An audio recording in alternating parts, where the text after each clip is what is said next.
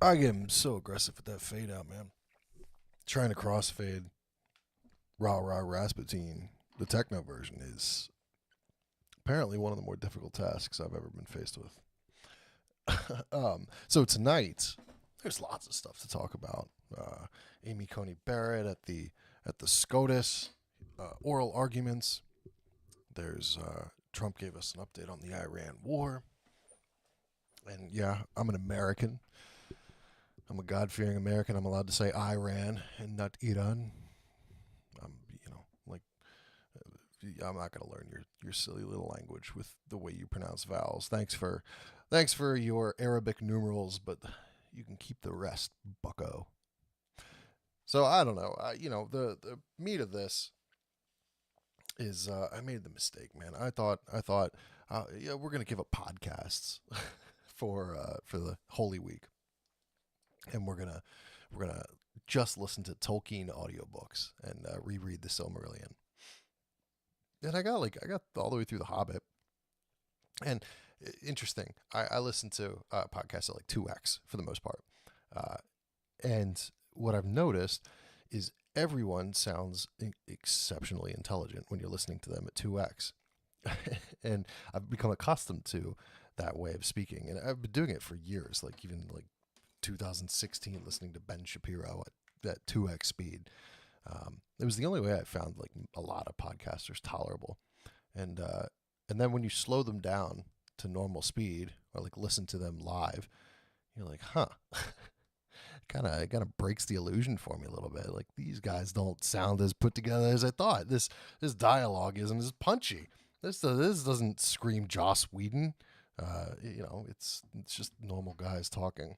But with Tolkien, I had to slow it down. I had to turn the audiobook down to normal speed, especially the parts, because it was the Hobbit was read by Andy Serkis, and so he was doing his Gollum voice, and listening to the riddles in the dark at 2x speed was just completely infeasible. So I had to listen to Tolkien at normal speed, and then I had to reread most of the Silmarillion, and now I have a little bit of a drive over the next couple of days, 14 hours in the car. So hopefully I can make my way through most of Fellowship, maybe a little bit into Two Towers. We'll see how we go. But so the point is that I broke my own rule for Holy Week. I listened to a little bit of Aaron McIntyre. I got a little bit into the podcast again, and on my commute to work, I was like, oh well, John Doyle came on. I don't have to immediately turn it off. I can cheat a little bit on my own arbitrary rules about political podcasts during Holy Week. That was a mistake. So what I'm hoping to do is just we're gonna watch a little bit of this. Maybe I think 15 minutes is this section of his show, and just there were some things that like stuck out to me in the car that seemed I don't know uncharitable, maybe purposefully obfuscating certain questions, certain things that are inconvenient to the narrative, that sort of thing. So I guess first up, oral arguments for birthright citizenship were today. People are freaking out about it, and I want to provide a little bit of a sense of calm. Uh, every single Supreme Court has oral arguments, and every single Supreme Court justice considers it a high honor. Okay, amend. Every single Supreme Court justice except for Ketanji Brown and Sotomayor uh, think it is a high honor to ask, you know, pointed and probing questions without revealing how they're going to vote. It's like a time honored tradition with these guys. It's the high watermark for a successful attorney. Can you, uh, you know, interrogate someone without revealing your hand? And one of the cardinal rules of lawyering is you never ask a question you don't already know the answer to. So with that in mind, a lot of the discussion today, especially from Gorsuch and Amy Coney Barrett, was kind of blackpilling for the boys. And I just want to give you like a little bit of a little bit of a reality check. Um, I wouldn't put that much stock into it. I think there's like considerable media push to normalize a result that has not come down yet by getting Patriots to black pill about what SCOTUS is going to do. That said, I also think it's an exceptional long shot, and I think it always was. The idea that we're going to get rid of executive we're going to get rid of birthright citizenship through executive fiat. It's incredible if it could happen, but I also think it's far fetched. So a ruling in our favor would be insane. The idea that these people get to just like push out a child and that child is American by virtue of nothing, like no connection to our land, our tradition, our genealogy, our people. It's a fundamental question of what a nation is. And so having this executive fiat being backed up by a Supreme Court decision, is probably going to set precedent for at least 50 years and would be an incredible win for us, and probably would itself justify everything negative about all Trump administrations historically and in the future. That would earn a significant amount of leeway with me. But I personally don't think they're going to be game on that. And probably for spurious reasons. I think I don't know. There's lots of people that are making incredibly good arguments for it, and the Trump administration is focusing on one specific argument, and the media apparatus in favor of Trump. I never thought I would see Fox News doing a glowing promotion of the erasure of birthright citizenship, and that certainly would not have happened with any time in the past, except for maybe like fringe figures that get on Hannity to be yelled at.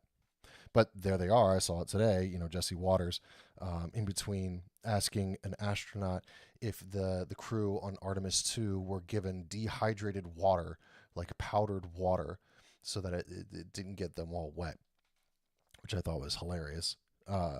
Jesse Waters was advocating, making a case for birthright citizenship revocation in the case of Chinese nationals with their birth tourism, as well as Hispanics along the southern border. So that's incredible. I hope it works out. Thoughts and prayers, Patriots. Put up your petitions to God. That's a win that we need, although I do think it is a long shot. The second thing was Trump's Iran presentation. It's more of the same. It's rallying trying to maintain morale. I think some of the polls that were indicating 100% of MAGA Republicans are in favor of the war. I think it's probably overstating its case or undersampling its case, whatever manipulation is required to get those numbers. And I think the admin realizes that people were not largely interested in pursuing, more and more regime change wars, which Comrade Doyle here is going to be discussing. But the speech itself is fine. And, there is an attitude developing. Where is my thing? There it is.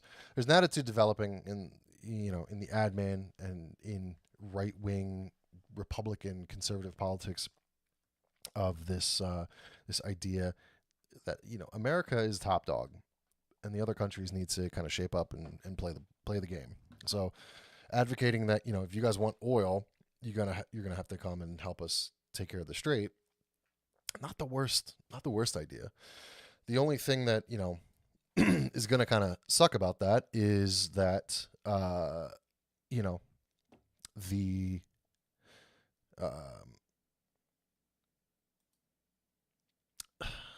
am I still? What's happening here? No? Hmm.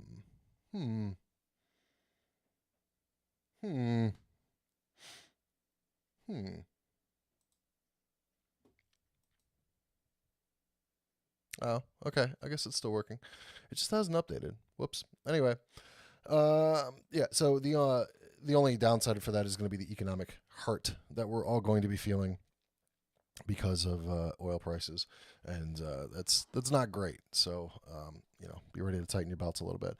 Let's get into Comrade Doyle, Patriot, as everyone knows. No Patriots allowed in this video.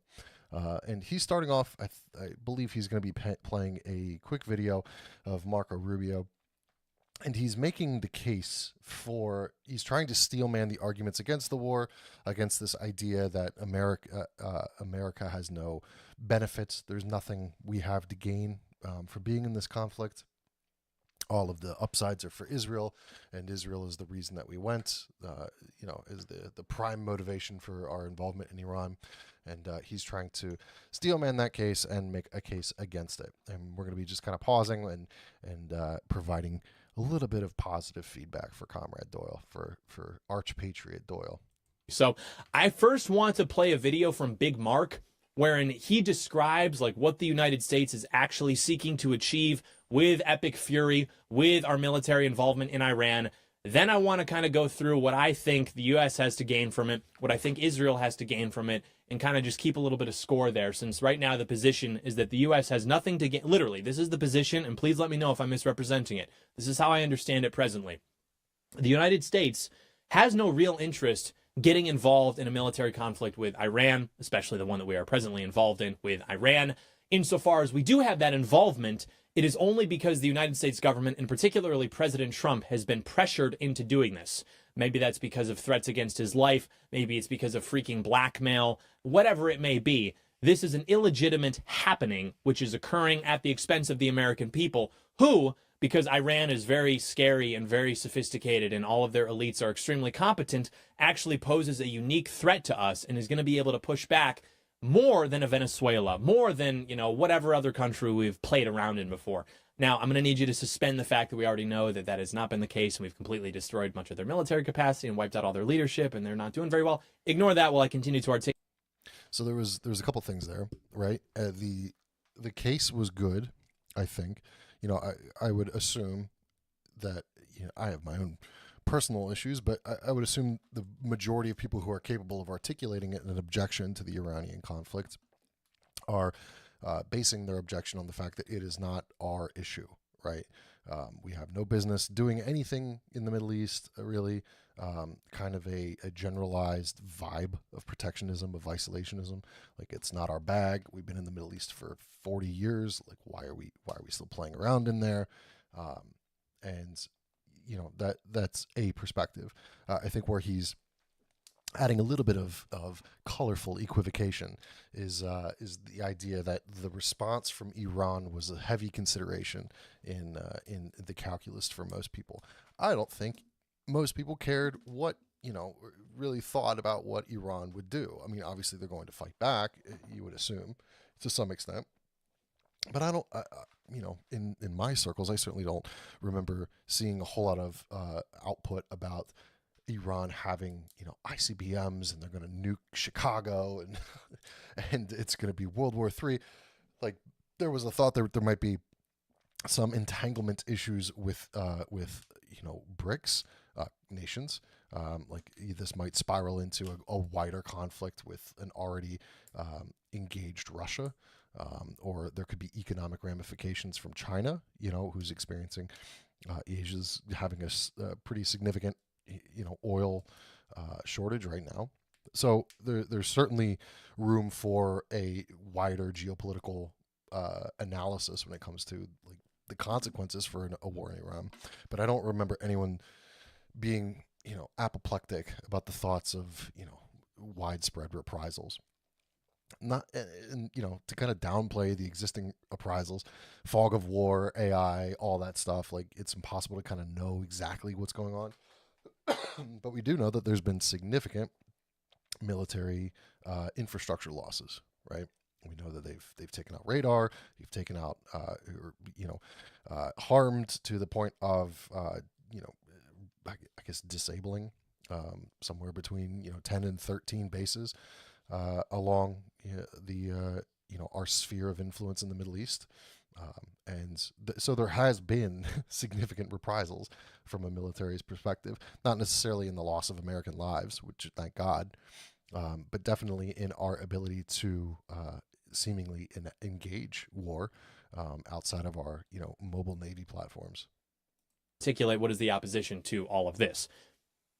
So, because of that sophisticated Iranian military, we actually could face a draft. We could face whatever. We could face a situation where it's like a Vietnam, where you have thousands and thousands and thousands of poor Americans dying for this military conflict that they really have no interest in, that they don't even understand. Meanwhile, the Israeli military has already said that they have no interest in getting boots on the ground. And so once again, Americans will be fed into the meat grinder for this thing that we really have no interest in, only because Israel doesn't like Iran, because Israel is a colonist state, or a colonization project in the Middle East. And also, if it weren't for the U.S. support for Israel, then Iran would actually not dislike the U.S., and they would respect us because we broke free from British colonialism. So there's multiple layers with that statement as well. And I I kind of appreciate John's presentation, because he does this, like, this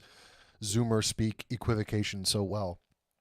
But the fact remains that, like, Vietnam did have a draft, and Vietnam was predicated on the Gulf of Tonkin incident, which is pretty widely known to be a most likely a false flag, right? So you're comparing the war the concerns over a war in Iran to concerns that arise with historical precedent, right? There was a false flag in inspiring event and impetus for the conflict in the especially in the scale of the broader communist encroachment into Asia.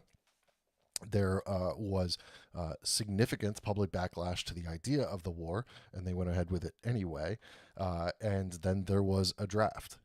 And on the heels of this, there's other true things that are happening that are kind of being, like, touched on in Doyle's presentation, but, like, sardonically so, that you think it's sarcasm, like the fact that Israel Defense Ministry said it isn't putting boots on the ground. They will not put boots on the ground, if even if America does. The Pentagon announced, I guess, the Army enlistment age was being increased from 36 to 42, and with decreased standards. So it's like there was a little bit of, like, emanations from the penumbra, as it were, that, like, the military might be interested in pursuing something like that. It's not necessarily being injected into the zeitgeist with active propaganda, but there was some things that were corresponding within the online discourse, and within press releases that were reasonable causes for concern for a young patriotic man, between the ages of 18 and 42. So you can't just kind of hand wave a lot of that away, even though you do it so well. That is the working theory. That is the opposition. It ignores very important pieces of information that we will get into. Nonetheless, check out Big Mark. Hasn't he grown up in a big way? Big Mark, ladies and gentlemen, take it away. Many Americans are asking. You get it, because he's Big Mark now instead of Little Marco. He's no longer Little Marco. He's Big Mark, because he's a Trump patriot now, and he's doing wonders for the admin. Why did the United States have to attack Iran now? Well, let me explain. Iran wants to have nuclear weapons. Of that, there is zero doubt. If what they truly wanted, which is what they claim, is nuclear energy, well, they could have nuclear energy like all the other countries in the world have it. And that is, you import the fuel and you build reactors above ground. That's not what Iran has done. They build their reactors and their facilities deep in mountains, away from the public glare. And they want to enrich that material. The same equipment that they could use to enrich material for energy, they could use to quickly enrich it to weapons grade. So I don't know if I buy that, guys. Like, I appreciate what Marco's doing, especially on the heels of him being seemingly exceptionally frustrated in the first days of this Iranian conflict, and intimating that the rationale for our swift involvement and seemingly underprepared entry into Iran was due to Israel putting pressure on us by saying, we're going to kick this fight off. You can either join us or and work to minimize casualties, or you can deal with the fallout when all of your military infrastructure and oil infrastructure in the local area is being bombed because Iran's going to assume that you're part and parcel of this anyway. So like a little bit of an about face here, but from a technical standpoint, I don't know. Like, I guess I'm not a nuclear engineer. I was operating under the assumption that that stones that make water hot and turn turbine from steam, there's like more shit you have to do to get from like step A, have hot rock turn water steam, to have extremely complex centrifuges that are able to like separate unstable isotopes and then cast them into an alloy that can be detonated into a fission explosion. So I maybe the concept is like a dirty bomb, where it's like, you just blow up a bunch of radioactive material and the dust causes people to die, is what they're aiming for. It just kind of seems like government speak. So it is clear that they've been offered every opportunity to have a nuclear program that allows them to have energy, not weapons, and every single time they have turned it down. But why the attack now? Well, what was Iran trying to do? Iran was trying to build a conventional shield, in essence, have so many missiles, have so many drones that no one could attack them, and they were well on their way. We were on the verge of an Iran that had so many missiles and so many drones that no one could do anything about their nuclear weapons program in the future. That was an intolerable risk. Under no circumstances can a country run by radical Shia clerics with an apocalyptic vision of the future ever possess nuclear weapons. And under no circumstances can they be allowed to hide and protect that program and their ambitions. So, again, this, like, fine, like accepting a position of American superiority and dominance in the region and, in the world, being a chauvinist for America and a true patriot. I certainly appreciate that level of, I guess, planning. What it seems like to me, though, like shifting perspective, if you are the the Iranians, and it's like, well, we're doing these things, our sovereignty is somewhat subject to the whims of a local power that is hostile and their influence over the United States. We are a member of a competing economic collaborative group in and we rely heavily on participation from Russia and China and other states that are looked on less than fondly by the U.S. It would make sense for that country, in their interest of sovereignty, to want to increase their ability for defense. So that said, I don't care. Like, screw them. Like, yeah, that's. Is that enough that raises the to like a just cause for the conflict? I don't know. And the idea that the mullahs or the Muslims have an apocalyptic vision, and therefore because of their eschatology, including this weird religious apocalyptic vision, they're not allowed to have nukes. Well, it's like, I don't know, guys. Your own ambassador to Israel is out there talking about, the end times, where we're going to, kill all the Muslims and rebuild the third temple, and Jesus is going to come back. So it's like, I'd be a little slower to throw stones at apocalyptic visions when so many of the more fervent Zionists in the administration and in the conservative voter base have very similar, Christian versions of the apocalyptic vision. Behind a shield of missiles and drones that no one can do anything about. This was our last best chance to eliminate that conventional threat, that conventional shield that they were trying to build, and the president made the right decision to wipe it out now. That is the goal of this operation, to destroy their conventional missiles and their drone program so they can't hide behind it and finally have to deal with the world seriously about never, ever having nuclear weapons. Okay, yeah, very interesting content there from Big Mark. Is that true or is it not? Is everything he just said true or is it not? You know, if it were not true and he just like made it all up to hide the real fact, which is everything that I articulated prior to the clip, you know, you'd think that that would be pretty easily debunked. I mean, is the timeline that he's articulating there, is that actually not what happened? I seem to remember that more or less being the case. You know, everyone's talking about Trump campaigning in 2024 on no new wars. He was also campaigning on making a deal with the Iranians to avoid exactly this kind of thing, not leaving off the table the possibility of something with a little bit more teeth, to put it diplomatically, I guess. And that's like been the case again for his entire political career, his view on the Iranians, what he said about how he wants to deal with the Iranians. That's true. We know that. We've discussed that. 2024, however, was unique because he was actually less militant in his rhetoric towards Iran. You know, in 2015, 2016, which apparently is the real Trump, and this is the guy that's, you know, betrayed us. But in 2015, he was the real Trump.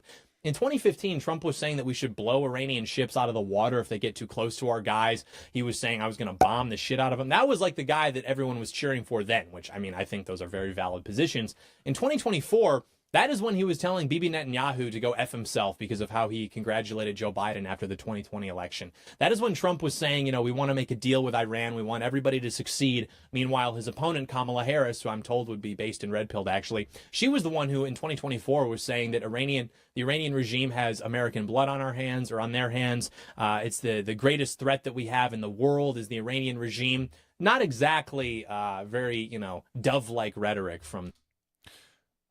Yeah, I mean, two things. Obviously, Trump's rhetoric on, especially, you know, if we're excusing 1990s, you know, Trump on the radio doing New York political commentary, Trump's rhetoric as a politician seems to have mostly been, if you mess with us, we'll kill you, which is a good message from the person that's supposed to be commander-in-chief, you know, despite his general's best efforts, right? But yeah, like that was an acceptable message. If you mess with us, if you impede our interests, we will kill you. I think it was probably a little bit of a difference between like if you take our troops, if you do anything to American citizens, if you send a missile over the Atlantic, we will kill you, versus like if you build up a drone supply in excess of, you know, whatever arbitrary number of drones, and start, you know, in order to hide or protect, you know, facilities that are having massive nuclear centrifuges that are separating, you know, fissile isotopes out of reactor cores, that, you know, we're going to kill you. Like there seems to be like a slight difference in like, you have done something, thus we will retaliate, versus you seem like you're probably going to do something based on prior behavior. We don't trust you, so now we're going to do things. I think both are probably justifiable. And frankly, you know, through this whole conversation, I must remind you, I don't particularly care one way or another. I'm not all that fond of Muslims. So like whatever, no skin off my back.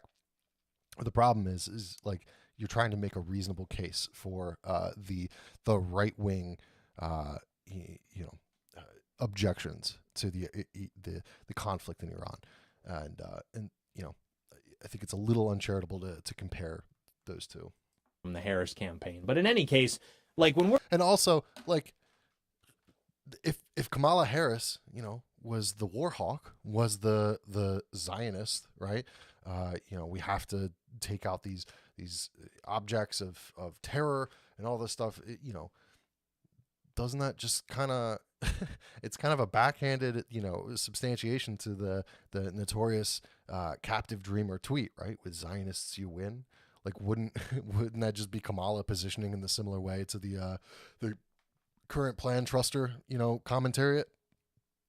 We're analyzing this with the Iranian regime. I hear so much of this from people who are supposedly like real, you know, Christ is king kind of guys. And then you're like talking about a regime that is functionally like a death cult. Like these people like literally worship demons. They believe in like the complete annihilation of, like, do you understand what I'm saying? These are not temperamentally stable people that you would perhaps want to have access to this kind of weaponry. More. I mean, again, I hate to point to the dispensationalist in the room, but I've read the Left Behind books. Moreover, Everybody wants multipolarity. Everybody wants nuclear weapons. Everybody wants all those things when they are in positions of not being the dominant country or the dominant culture, whatever you want to call it. We cannot afford to let that happen. We cannot actually afford to let all of these other countries basically lull us into this idea of freaking egalitarian kumbaya trust fall. Just give us nukes, please. Poquito nukes, please. I promise we will handle it responsibly. Like, no, I actually don't believe that. I don't believe that you are pursuing this honestly. I don't trust you. You're obviously, you know, allied against or aligned against us. Like, none of this is going to go well for us. So those are very, like, real concerns. And the Iranians, by the way, this is also true, were given, like, every off-ramp to avoid something like this. Is that not what happened? Were we not negotiating with them, which, by the way, pissed off the Israelis? Were we not giving them a bone more time, which, by the way, pissed off the Israelis? Trump said, I don't care. I want to make a deal. This is what I campaigned on. The Iranians were like, what are we going to do? Give up our ability to develop this and forever be like essentially a back seat in global affairs? Are we going to be a slave to, you know, the other countries who are running the world? We're not going to have our own destiny. We're not going to get to do our cool, like, gay death cult thing. Like, no. So they essentially wanted to make Donald Trump, I guess you'd say, go all the way there. They wanted to see if he would balk. They wanted to call what they believe was a bluff and say, I don't think so, Mr. No New Wars. I don't think that you're going to do that because you understand that it would be unpopular. You understand whatever. And you don't want to get involved with us because we're the Iranians. We have, obviously, you know, Russia, China. We're doing fantastic. And Donald Trump, being Donald Trump, is, of course, actually, in fact, willing to take it there. So, You know, it does seem to me a little bit of a two-faced perspective on the case of, like, Americans, right? We have this nation state that we're working desperately to try to protect, you know, and however virtuous our protection is of this little nation state that certainly has never done anything to anybody that, you know, deserving scorn or criticism. Certainly, like, again, I don't particularly care about Muslims all that much. They're not even really, like, registering in my ordered affections. But, you know, if we're critiquing nuclear weapons being held by crazy religious fanatics, should we examine how Israel came to be a nuclear power? Should we relitigate, maybe in the public consciousness, Ethel Rosenberg and you know, the last two people to be killed for treason, for smuggling out American nuclear secrets to Israel, or for you know, there's several conspirators within that whole frame of existence, all with the express purpose of stealing nuclear technology from America, installing it in Israel, and becoming the lone nuclear superpower in the Middle East. And, you know, as far as we still know, Israel still has nuclear capabilities, and we are not allowed to inspect those weapons. Those weapons are not, like, a matter of, like, any sort of nuclear proliferation treaty. It's just there, and everyone just kind of accepts this fact. And so, like, yeah, I obviously, like, don't want nukes to be owned by every single insane, you know, little 40 IQ dictator running around in the world. That's not my bag.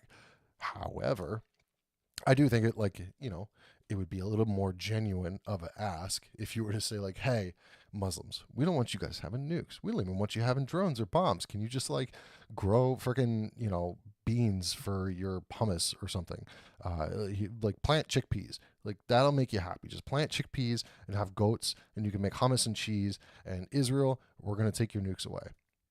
Like, it seems like a reasonable, you know, if it was me at the Abraham Accords, like, okay, guys, like, all you people that, like, go la la la la and shoot AK-47s at weddings and stuff, how about you guys stop being insane, and we'll give you, like, cheese, and, like, you know, we'll send, like, 50 Instagram models to your yacht a year, right? You could take, like, the worst of the influencer class of America.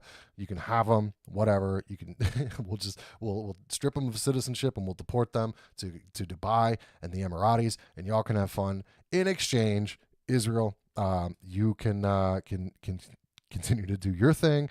We're just going to take your nukes back. Give us our nukes back, please. Thank you, Israel. It seems like right? Like, they need to get me in, put me in, coach. I'm ready for the prime time. Let's solve the Middle Eastern crisis together.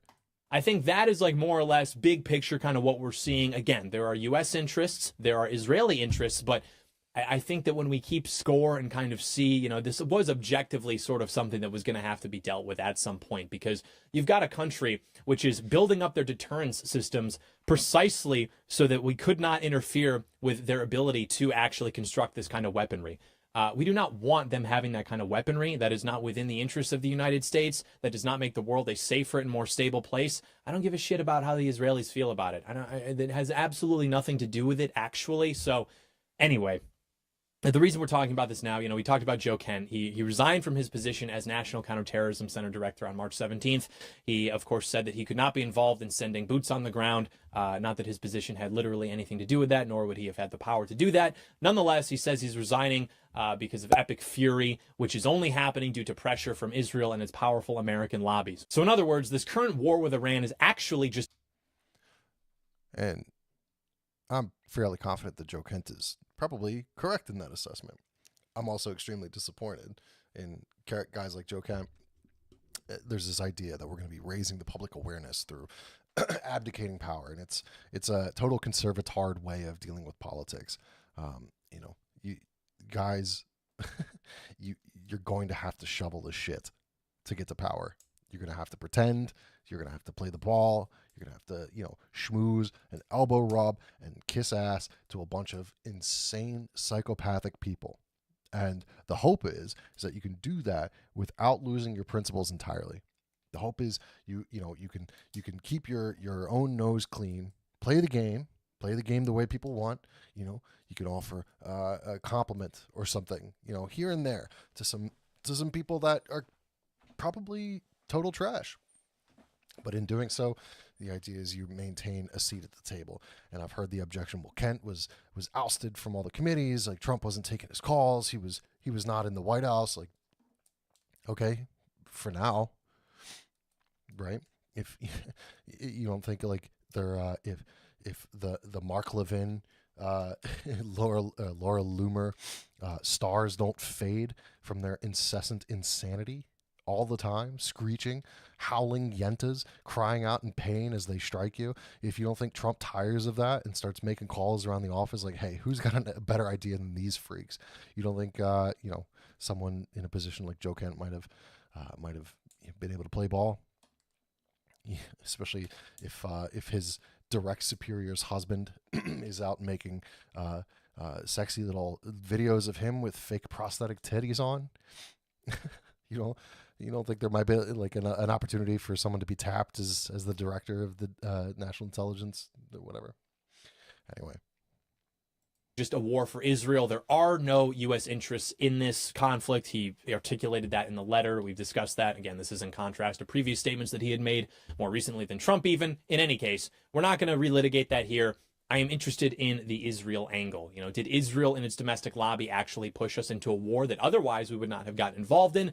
It's a complicated answer, and it's complicated because Israel wasn't a non-factor in America getting involved, obviously, hello, but it also wasn't the only factor because on the one hand, yeah, Israeli Prime Minister Benjamin Netanyahu did aggressively lobby for an attack on Iran. There was a New York Times report published in early March titled How Trump Decided to Go to War, and it kind of outlines the behind-the-scenes events that led to the February 28th launch of Operation Epic Fury. So according to the Times, the United States and Israel have been discussing military action against Iran for weeks.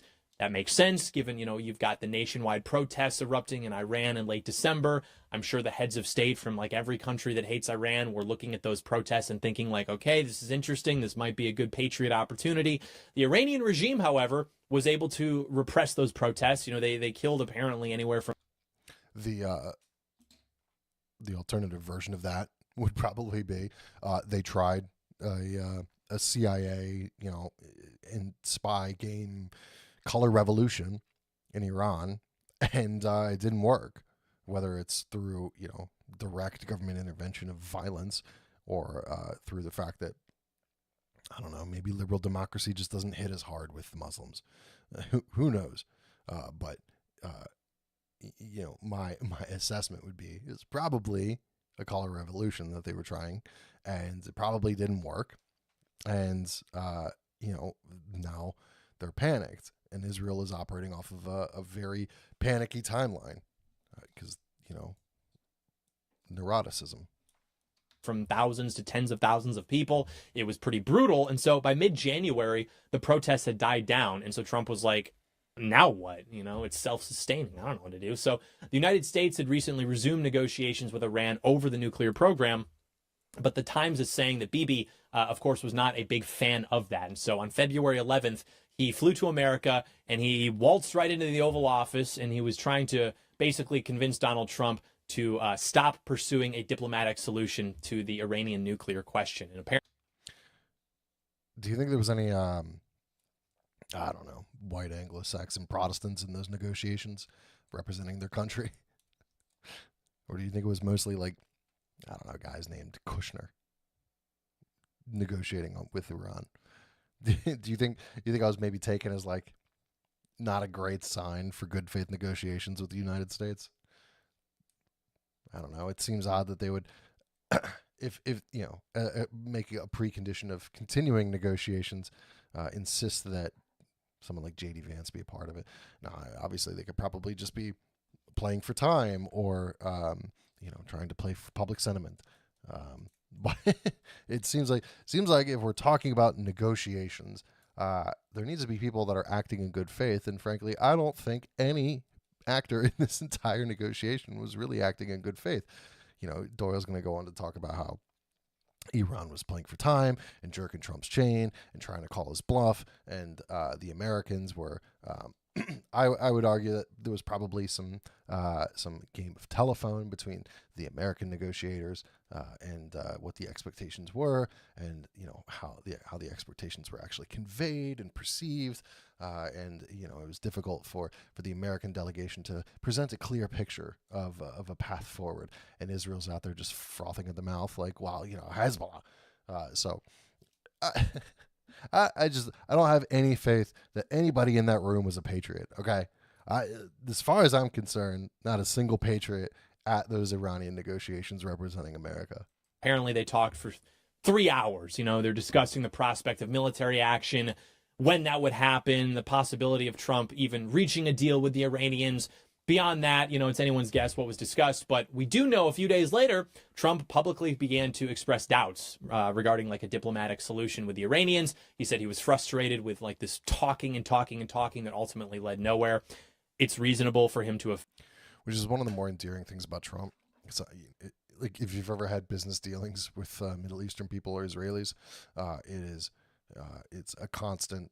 They love haggling, man. It's a cultural staple to them. It's breathing. It's like, well, you promised to give me $50 billion, but what if we sweeten the deal with $53 billion and maybe a yacht for the Shah?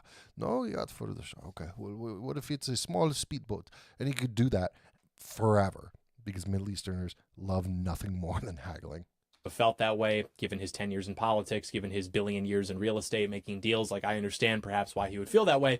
And everything I've seen from the Islamic Republic indicates that they actually kind of love dragging these negotiations out. After all, it's just like objectively true. The more time they buy for themselves, the closer they can actually get to completing their objectives, to obtaining nuclear weapons. And so basically, this is what happened last June during the 12-day war. The United States and Iran were negotiating, which, by the way, that was already not supposed to happen. Trump does it anyway because he wants to make a deal. This is now happening. We are negotiating. And then Trump gets frustrated with Iran's stubbornness, which, of course, Israel takes advantage of to launch the preemptive attack on Iran. So Trump eventually authorizes Operation Midnight Hammer, which entails a bunch of B-2s going over there, destroying some Iranian enrichment facilities. And so after the 12-day war, it took some time for negotiations to resume, but those didn't exactly pan out, which we know now. So the point here isn't that we necessarily needed to attack Iran. It's that the diplomatic solution to the nuclear program, like, probably wasn't going to happen, right? Like, sure, Obama made his deal with Iran. That was a pretty soft deal, actually, that freed up tons of money for Iran and didn't even prevent it from developing a nuclear weapon. Like, it just slowed the process by which it could obtain enough enriched uranium to do that. So 2 weeks later, Trump announces, epic fury, and now we are here, essentially. So that's kind of the timeline. I guess the question is, was it Israel's doing? Clearly Israel had an interest, like, very obviously, not only in steering Trump away from a kind of diplomatic resolution with the Iranians, but also in actually getting America to launch an attack on Iran with the potential even to topple the regime. Saudi Arabia also lobbied for an attack on Iran. According to the Washington Post, the Crown Prince blew up Trump's phone in the weeks leading up to Epic Fury, practically like begging him to attack Iran, which I'm not out here making the case that like, the Saudi lobby in America is as sophisticated or influential as the Israeli lobby. But again, if you're going to have the conversation, you got to have the conversation. So basically, pressure from influential U.S. allies. Did not mean to maximize. I mean, yeah, the Saudis are powerful because of oil, right? That's all of their entire leverage. No one gives a shit about Saudi Arabia or any of these Emirati states outside of oil. But yeah, I mean, the Sunnis and the Shias hate each other. And they always have. They always will. I'm kind of done with the discussion here. I got my point across. Look, I think understating the case a little bit in favor of this was all 100% MAGA Patriots doing exactly what MAGA Patriots needed to do to ensure that Iran couldn't get a nuke. It's like, okay, yeah, maybe. I don't know. I think the timeline is probably a little fuzzy. And I think the idea that we've had this nuclear issue out there forever grates against the statements about what the Homeland Security and the Department of Defense and all these guys were saying about timelines, being their preference. It seems obvious from Marco as well as others that we were not specifically prepared to go in. Our timelines were all pushed up by Israel. It seems like there's a lot of like one of the elements that is not being considered here in part of the negotiations with Trump in particular is the expenditure of political capital.